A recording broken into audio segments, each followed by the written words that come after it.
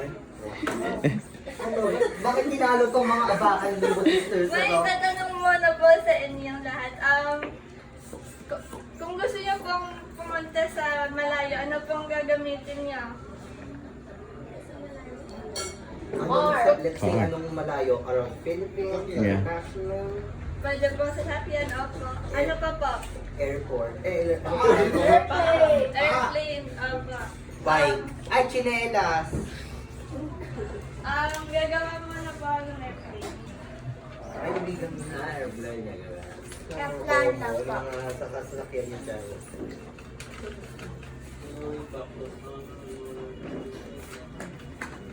Airplane.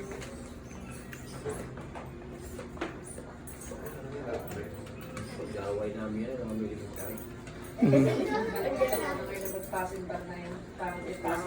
Lahat ng gamit nasa labas na, labas na. Ito po yung airplane. Saan po makakarating ang airplane? Sa airport.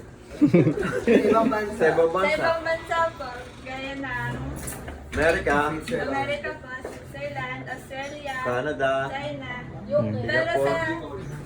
Pero may naisip pa po ako na mas malayo. Sa tingin niyo po, may makakarating po ito sa langit? Hindi. Kasi Makakarating. ano siya, paper. Ha?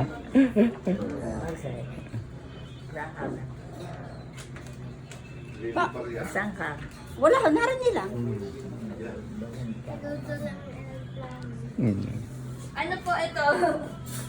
Rocket. Rocket. Saan po nakakarating ang rocket? Space. Sa space po, tama. Pero sa tingin niyo po makakarating po ito sa langit? Hindi rin. Hindi din po. Parang nabububo ako dito.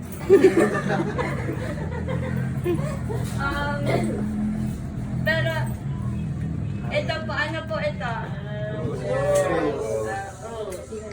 Ang cross po. Si Jesus lamang po ang kapag tinanggap po natin si Jesus, siya lang po ang CCR daw. makakapag dala po sa atin sa langit po kasama si Jesus po. Kasi po sa verse po ng John 14:6, Jesus answered, I am the way, the truth, and the life. No one comes to the Father except through Jesus. And grabe pong blessed po tayo kasi hindi naman po talaga tayo dapat